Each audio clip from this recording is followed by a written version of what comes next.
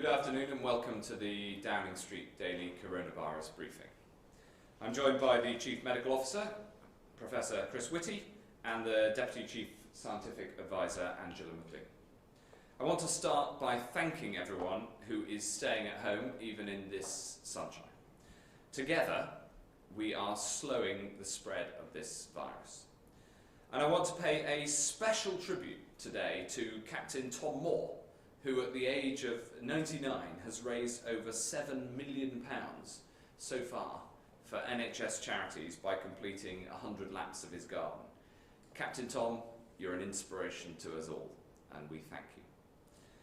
At the core of our plan is to protect the NHS from being overwhelmed, so its ability to care for everybody who needs that care is always there and is never outmatched by the ability of the virus to do us harm. That is central to our plan, and I'm glad to say that the spare capacity in critical care in the NHS today has reached a new record high of 2,657 beds. Expanding the NHS faster than the growth in demand has been a critical objective throughout this crisis, and it means that every single person who's accessed NHS care has been able to get the very best available. At no point has the NHS been unable to offer care to people suffering from coronavirus. Now, I know at the start of this crisis some people said that would be impossible, but so far we've met this objective throughout, and I want to thank all those involved for their part in this national effort. On the most recent figures, 313,769 people have now been tested for coronavirus. Of these, 98,476 people have tested positive. The number of patients in hospital with symptoms is now 19,529. 12,868 people have sadly died, an increase of 761. This all just goes to show why we cannot let up in our efforts. We cannot let go of the hard work that's been done so far. This shared sacrifice, and I know it's a sacrifice, is starting to work. But we will not lift these measures until it is safe to do so. Everyone who stays at home is doing their bit, protecting the NHS and saving lives. But while everyone else stays at home to save lives, our health and care workers go out to work to save lives. And today I want to focus on social care. I want to set out the next steps in our action plan for social care that we're publishing today. From the moment of the emergence of coronavirus, we've known that some of the most vulnerable to this disease are in social care, and we've been taking action right from the start. We first set out guidance back in February, and today I can tell you what further steps we're now able to make. Our goal throughout has been to protect residents and to support our 1.5 million colleagues who work in social care. We've injected an extra £1.6 billion, and as the Chancellor said, we will do whatever it takes. This is our plan.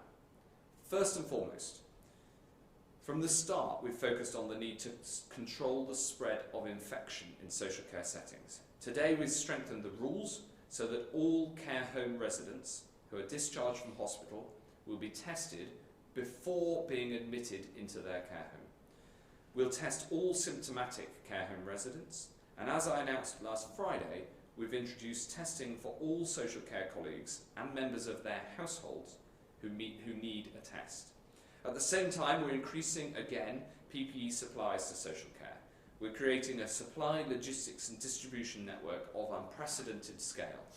Building on the PPE plan I set out on Friday, over the next 3 weeks, we'll continue priority drops to the local resilience forums who distribute to the social care system according to local need, while we roll out our new online delivery system for social care settings. This will be integrated with the NHS supply chain's central PPE logistical operations, with kit shipped directly to social care providers via the Royal Mail. All of this will contribute to slowing the spread of coronavirus within care homes. I want also to enhance support for our social care workforce. One of the things that I'm most proud of during this terrible crisis is that people have held health and social care workers in such high esteem across the board. It's not clap for the NHS, it's clap for our carers. And to take this further, we're today introducing a single brand for social care to symbolise the entire care profession. This is something I know so many people in the profession have called for. This badge will be a badge of honour in a very real sense, allowing social care staff proudly and publicly to identify themselves, just like NHS staff do with that famous blue and white logo. I know that many businesses will want to offer the same recognition and benefits as they do wonderfully to the NHS. We've asked the supermarkets to confirm that social care workers can have the same priority access, and I know that the public value your work in care as much as I do. I also know that we need more people to return to social care or choose to serve for the first time. To make that happen, we're strengthening our national recruitment campaign with the aim of recruiting tens of thousands more people into social care. And we will pay for the initial induction training. This is a job where you have the chance to make a difference to people's lives every single day that you go to work. And I've seen, as I'm sure we've all seen, the amazing efforts of good social care. I've seen it with elderly members of my own family. I've seen the tenderness and the dedication with which people in social care support our loved ones at their time of greatest need.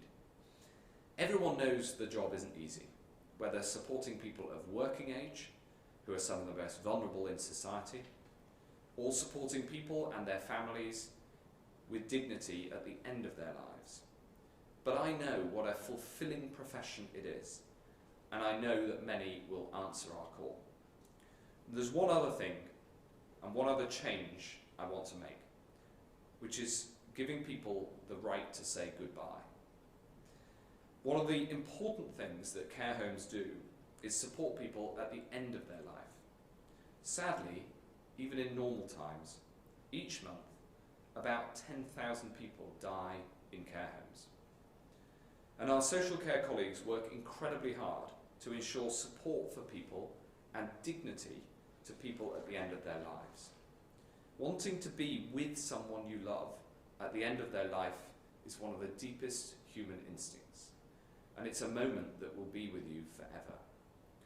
Done right, it can help those left behind to cope, and it brings comfort to those who are dying.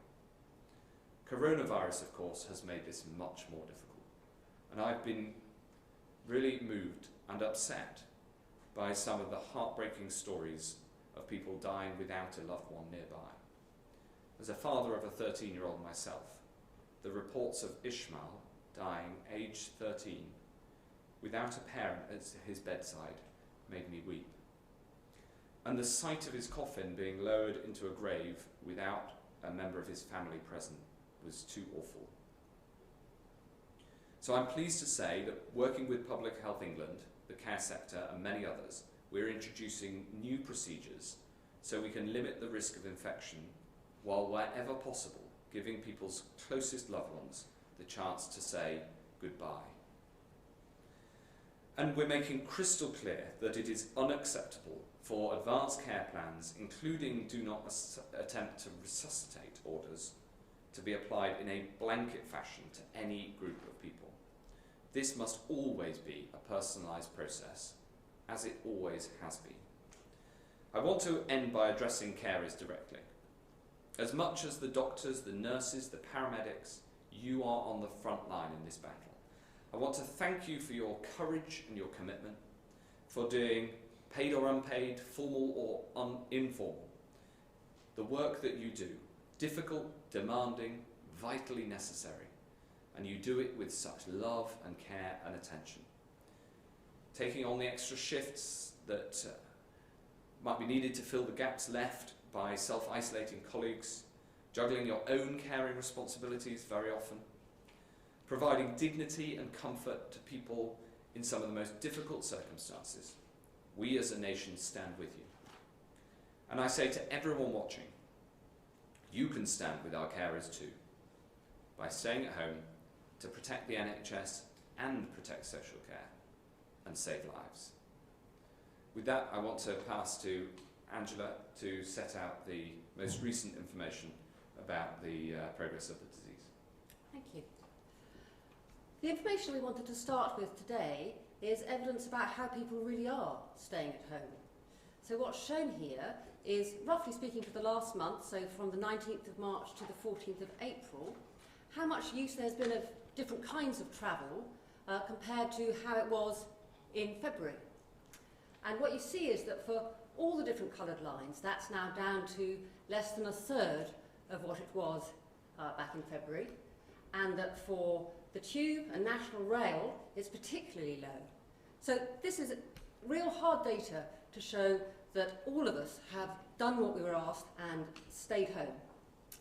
If I could have the next slide, please. What we see is part of the evidence about how that is working. So this is new UK cases.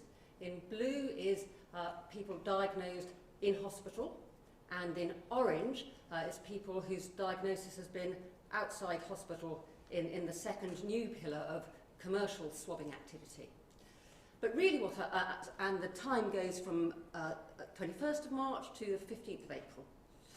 And what I see that encourages me when I look at that slide is 2 weeks now of definitely not increasing anymore. I see a flattened curve.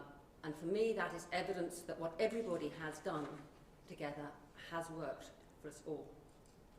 If I could have the next slide, please.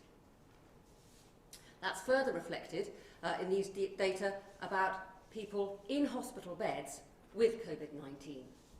Across the country, that fell by 1% yesterday, and in Greater London, it fell by 5%.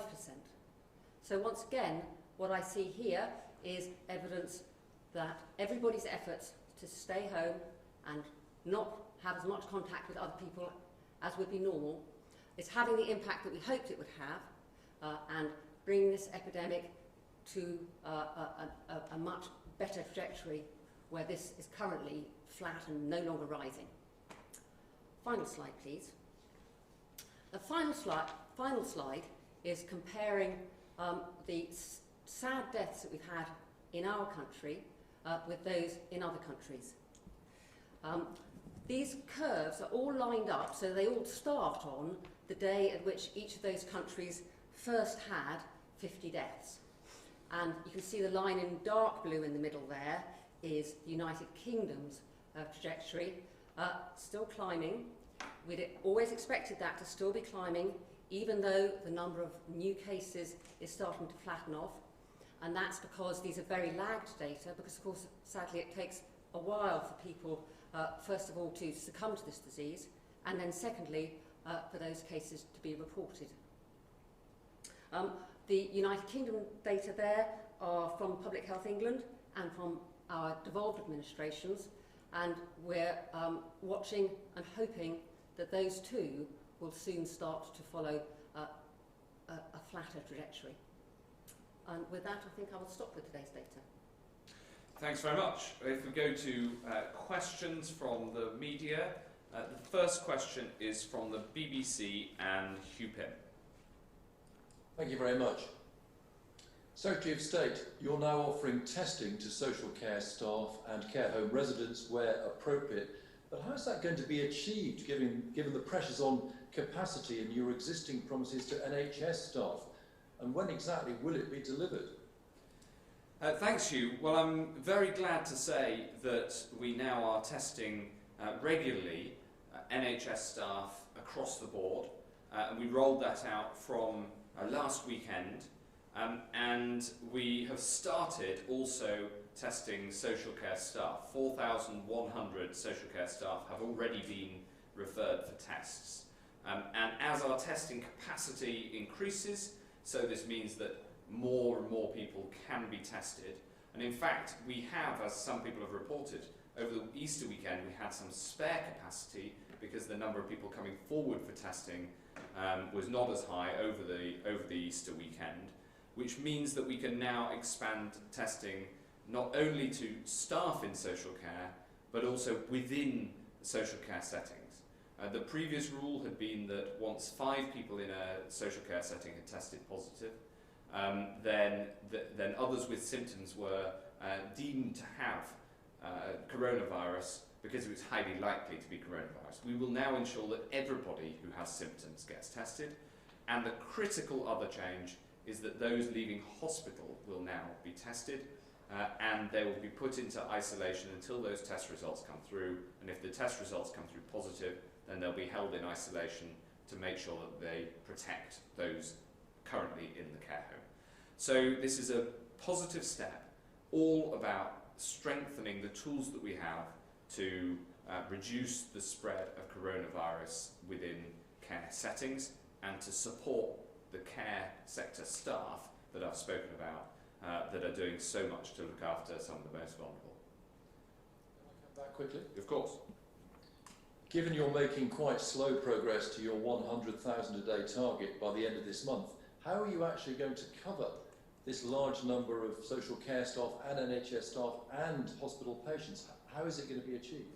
Well, as I say, Hugh, we're building capacity of testing all the time, and the reason that the figures on the number of tests done have been flat over the last couple of days has been because of not enough demand rather than not enough capacity, and that gives us the space to be able to increase the number of people eligible for testing. So now we have testing available right across the NHS and social care for all those who need it. And I'm very pleased we've been able to expand capacity so that that can happen. And as we build capacity further over this month and then beyond to that 100,000 a day target by the end of this month, we'll expand further those who are eligible for tests, all as part of the plan to get a hold of this virus and to make sure that we support the key public services that we need at this moment. Thanks very much. Robert Peston from ITV. Afternoon to all of you. A couple of very quick questions, I think, for all of you. The data seems to indicate that we are either at or past the peak of this phase of the epidemic. Now, in countries where that is so, Spain, Germany, Italy, Austria, Denmark, they are already talking about how and when they will ease the lockdown. What is it about the British people that means you can't trust them, you feel, to continue to isolate? If you just talk a bit about what the process of easing these restrictions will be. And secondly, those who work in social care homes and settings have been saying for weeks that they are not getting enough help and guidance from you about how to isolate those who are showing COVID-19 symptoms. They're deeply worried about infections of other vulnerable people in those homes. Is there more you can do to extract those people with these symptoms and put them in safer settings?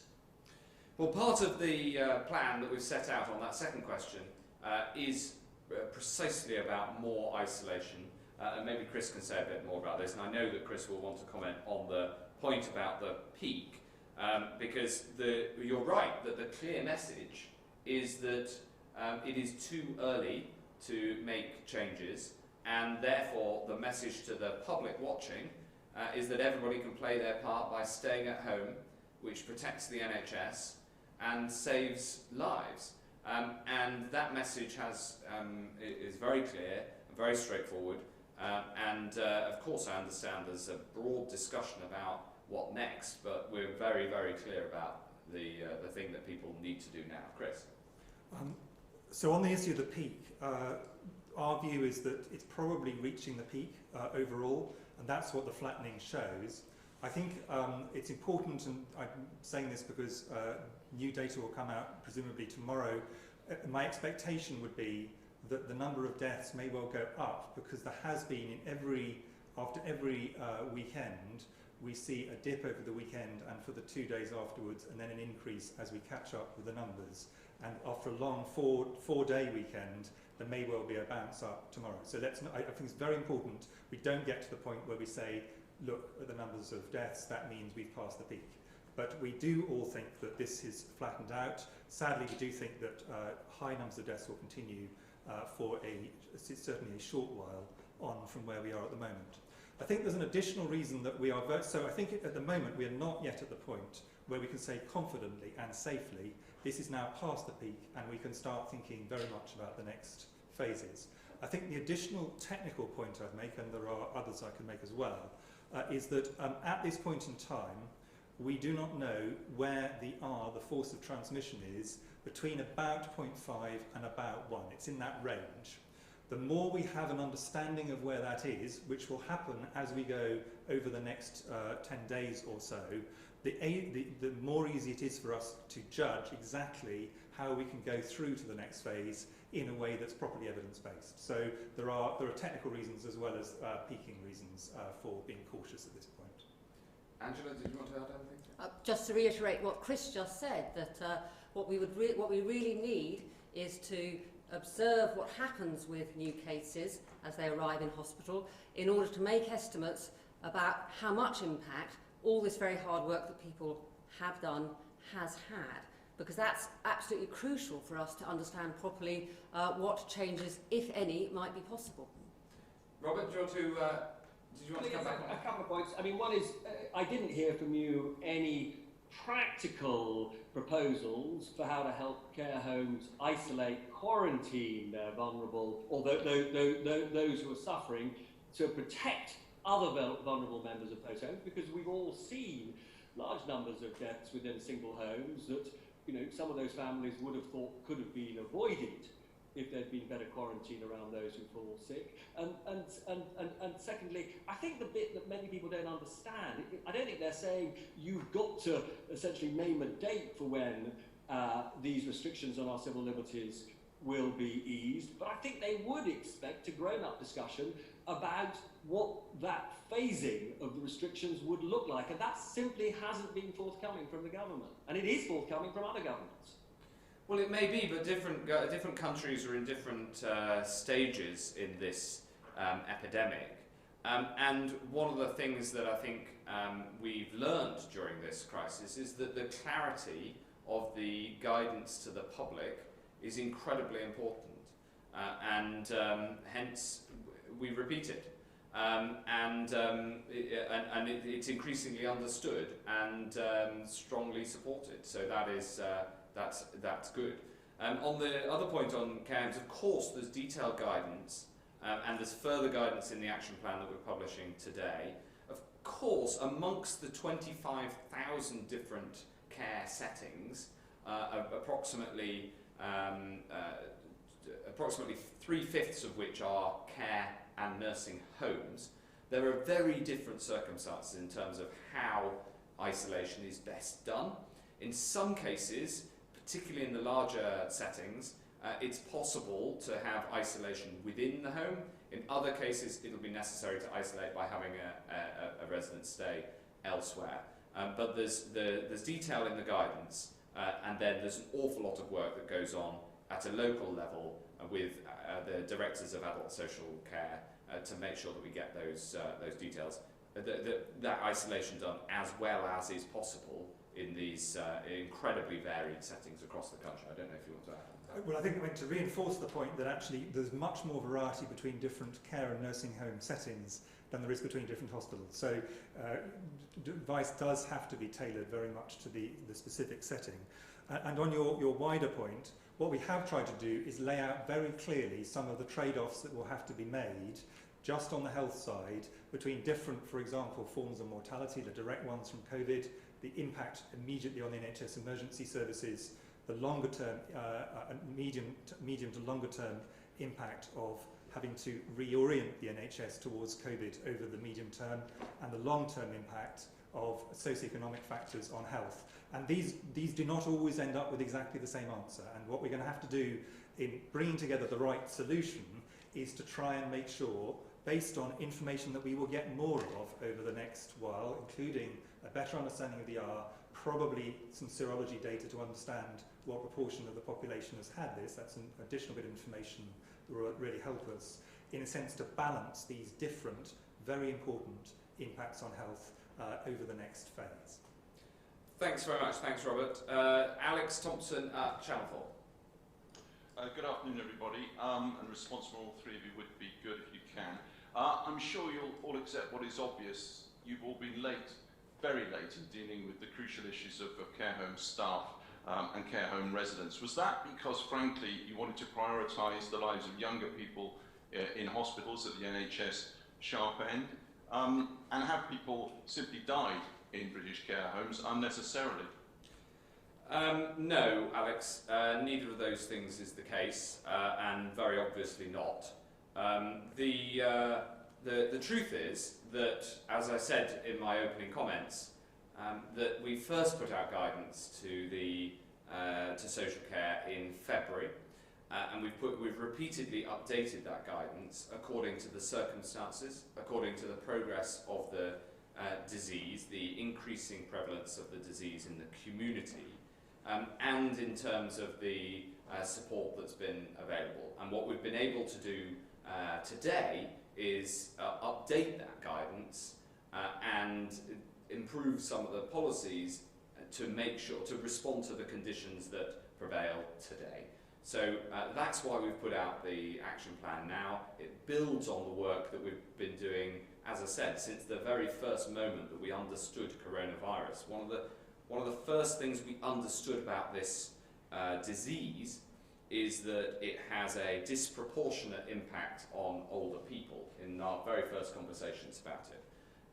And therefore it was clear that especially for care settings supporting older people, and it's also true for care settings that support people of working age, we were going to have a particular focus, and we've had that focus throughout. I don't know, Angela, do you want to add anything? Or Chris? I suppose what I would like to add is, looking forward, what are the really burning questions? Obviously the questions we talked about already today, about what to do inside care homes, and I guess also there's a huge question which we haven't focused on quite so much, which is how to protect the care homes that don't yet have cases, and try everything we can to keep it that way. Thanks very much. Nick Martin from Sky. Very good afternoon. A question to all of you, I suppose, but to the Secretary of State first. Secretary of State, it was Sunday rather, when I broached the subject of tests in care homes with you following a report the night before, and I have spent several days now in care homes, and I can tell that there is now some optimism with some of what you've said about tests. But there are a few issues that I've been hearing time and time again, and I've spent another sobering day in a nursing home today, and one of the issues which has been cropping up is there seems to be, nurses are telling me, not just in this home but in other homes, that they're getting some pushback when it comes to trying to send elderly residents into hospital for treatment. And at the other end of the scale, there seems to be, and we have evidence to show this, that there seems to be an eagerness to discharge elderly from hospitals. One care home was told it was policy to clear beds. It looks like the elderly are being cleared out of hospitals. Is that policy? Well, firstly, I pay tribute to the work that you've done, Nick, and I think that your reports have been excellent. I think that it's helped to shine a light on an area that often doesn't get as much attention certainly as the NHS, and so I'm grateful to you for that. I'm glad that you report from optimism from some of the steps that we've been able to take today as testing capacity goes up, for instance, to focus those extra tests on care homes and care settings. That's positive. I'll ask the Chief Medical Officer to respond on one of the points that you make. The point I would make is that the decision to admit somebody into hospital must be a clinical decision based on individual circumstances, not a blanket rule. And on the discharge, of course, the best home for people, the best place for people who clinically are able to be discharged is to get them home. So of course there's a policy that when people are clinically ready for discharge, that they should be discharged. I mean, that's the nature of hospitals. That's true all of the time. But it's got to be made on that individual clinical diagnosis of what's best for that individual patient.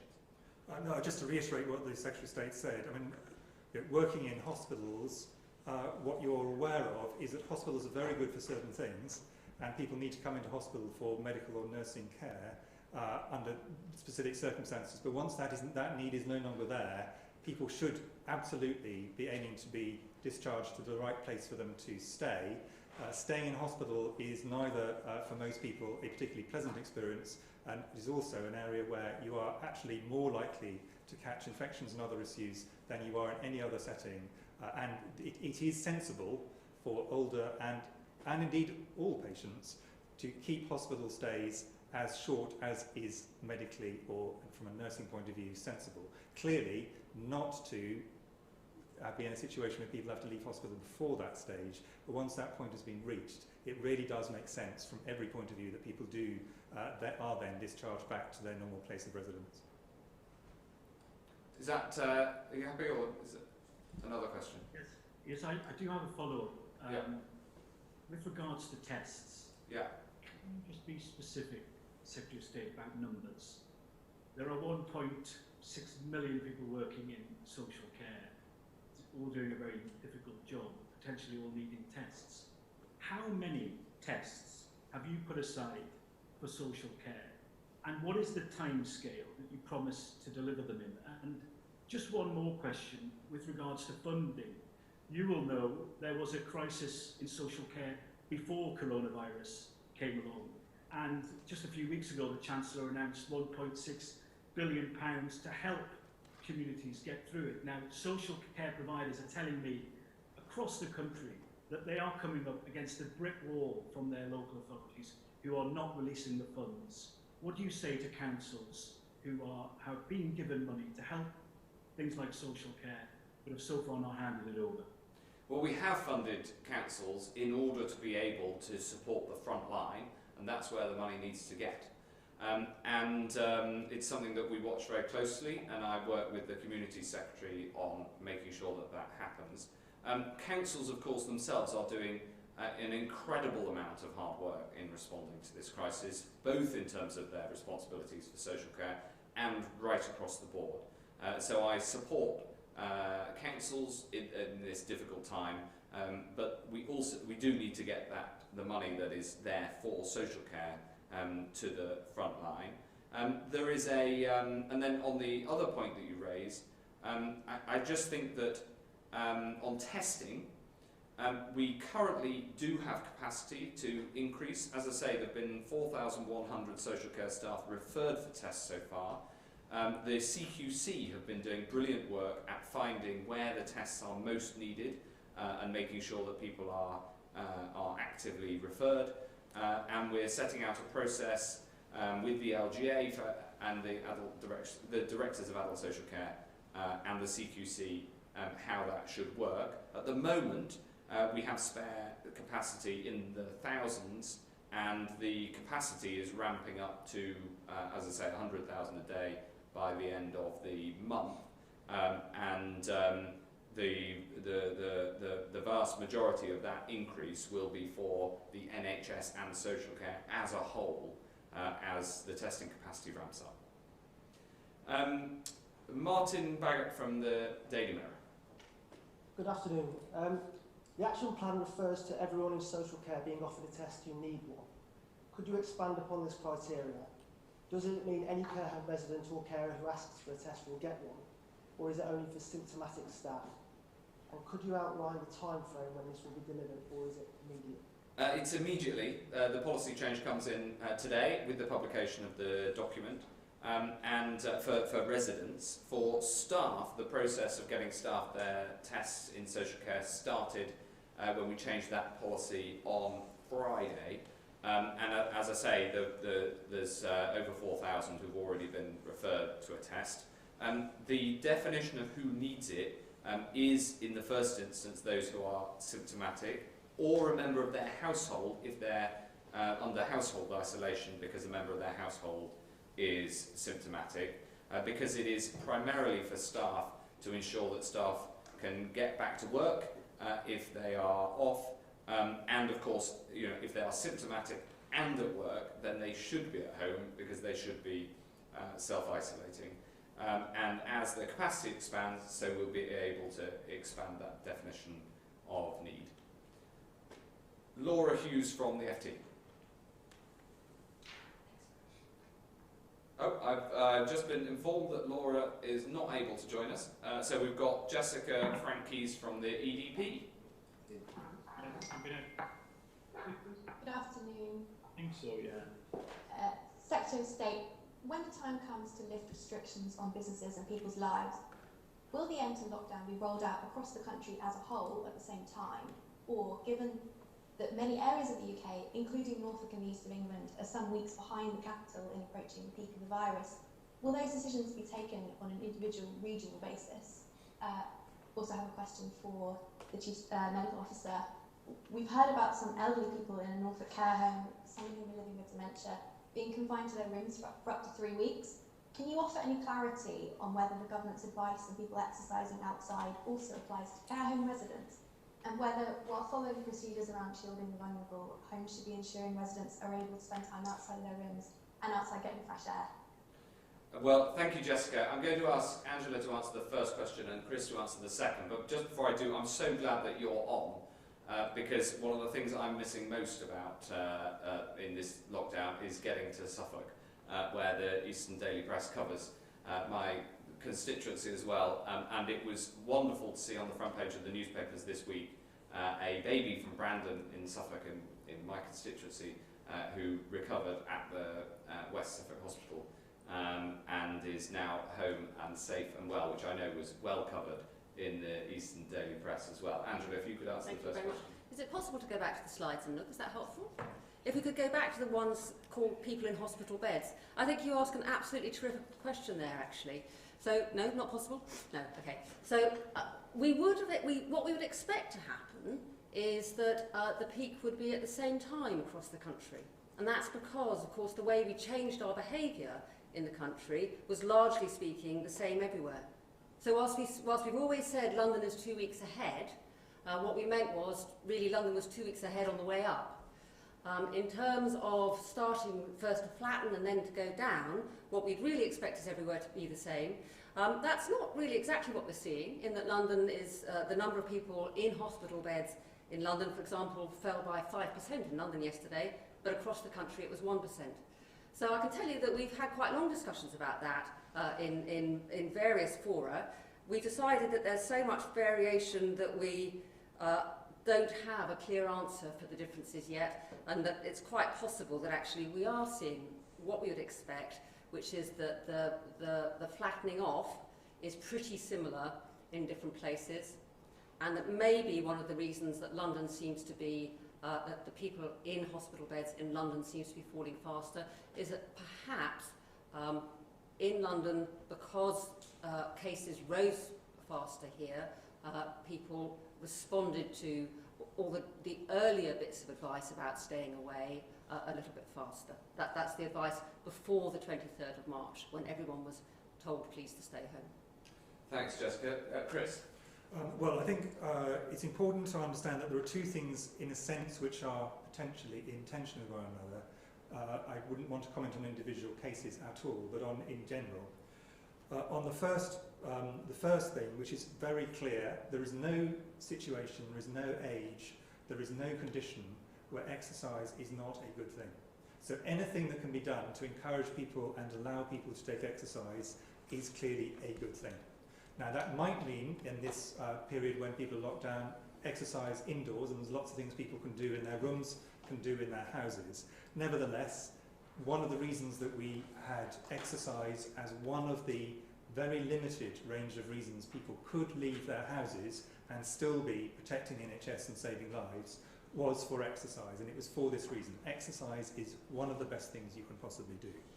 On the other hand, there are a small but important number of citizens who are either much older or have other health conditions where shielding, where what we try to do is prevent a situation where they come into contact with someone who could pass on this virus, is a very important thing to do for them. And that's because these people are highly vulnerable, if they get an infection, to actually that going on to be a severe infection and in some cases, sadly, going on to die. A much higher proportion of very old, of older citizens or people with significant health conditions are in that situation. Of course, if you've got someone who is both shielding but also needs exercise, there is a bit of a tension between those, and I think in those situations we would want people to exercise indoors, but definitely would want them to exercise. And then the final reason why it may be sensible for some individuals to be in their rooms is for an infection control reason, and that was something the Secretary of State talked about earlier.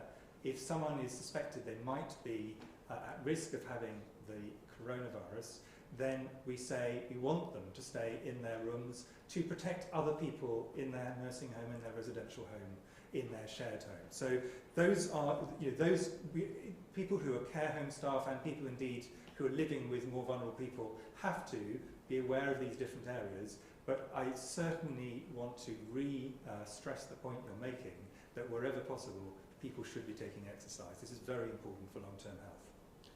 Thanks very much, Jessica. We can go back to Laura Hughes now at the FT. Hi, Laura. Hi. The government pledged that there would be 25,000 tests being carried out by the middle March. We're now on April the 15th and we haven't reached that target. So why should the public believe that you can achieve 100,000 tests a day by the end of April? And secondly, Northern Ireland has just announced they are extending their lockdown for another 3 weeks. Can we expect the whole of the UK to move at the same pace? On the first one, I'm afraid that the premise of the question is wrong. We committed to 10,000 tests by the end of March, which we hit. Then we had previously committed to 25,000 by the end of April. I increased that goal to 100,000. So we have hit each of the goals that we've set on testing. And as I say, we've had capacity continuing to ramp up this month. The demand has been lower over the Easter weekend as staff haven't wanted to come forward for testing, which is understandable during a long weekend.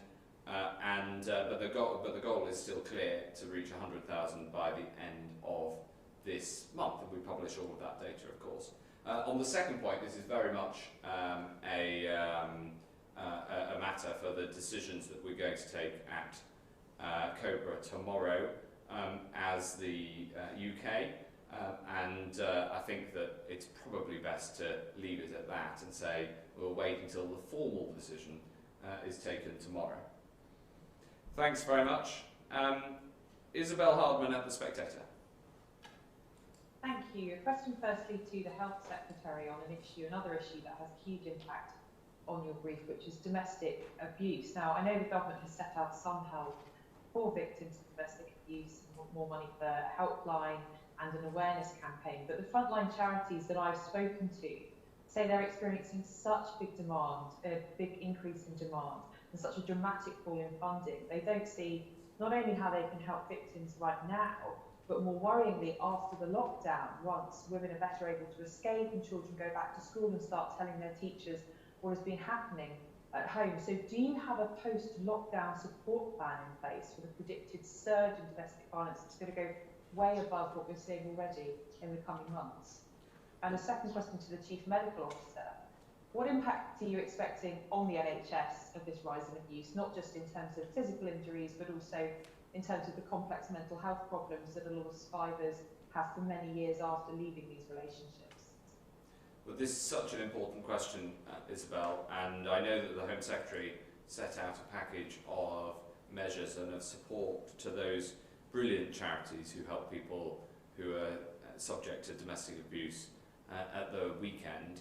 And of course we're open to expanding that, and in particular looking at this point that you raised about what happens afterwards and making sure that if there is an increase in in revealed cases that are currently hidden because the lockdown is ongoing, that we make sure that we give the right level of support to all those who come forward.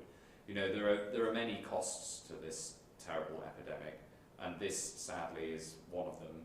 And I talked to the Home Secretary about it. I think the package that she brought forward was very strong, but there's clearly we need to do the work that's necessary to support everybody on this, and as much as is possible given the nature of the lockdown and the impact that it has. Chris, you were asked specifically. Yeah, and it's clearly not possible to be sure exactly what the implications of this will be in terms of domestic abuse over time, and I think anybody who claims to know that is probably unlikely to have data to back it up. But it is, at any time, domestic abuse is a very major, both mental and physical issue, as well as all the huge social ramifications that come out of it. And dealing with victims of abuse, of whatever sort, to be clear, because abuse can take very many forms, has to take account of those very complicated interactions of mental distress, ill health, in some cases post-traumatic stress, and things that go with that, and then in some cases, not all, physical impacts, ranging from relatively small to really quite profound. So this is a very serious issue, and it always needs a multidisciplinary approach to dealing with it properly. Is there anything you want to add? Another, you've got a follow-up. Yes, I just wondered if you could explain how the package that the Home Secretary has set out is strong, when there was nothing for accommodation for victims who are fleeing. Obviously, you'd rather that they were able to stay in their homes and the perpetrators were supposed to move out, but that isn't always possible, particularly given they need to get away to somewhere where the perpetrator doesn't know where they are. And given that before this lockdown, refugees were having to turn away around 90 women and the same number of children on an average night, there's clearly a need for a huge package of funding over the next few months, which there's been no mention of at all so far. Well, I think the most important thing in the first instance is, especially during a lockdown, as far as I understand it, is to make sure that we give channels of communication for people who aren't able to cry for help, because the sorts of places like at school, where you might be able to get out of your home and be able to have the confidence to come forward, to make sure there are alternatives provision for that. I think that was the urgent thing that needed doing. And of course, when it comes to supporting refugees, we are, and all of the supporting infrastructure, we're of course willing to look at that and make sure that it's as strong as it possibly can be. Thank you very much. That concludes today's Downing Street coronavirus briefing. Thank you, and we'll see you again, no doubt, at the same time tomorrow.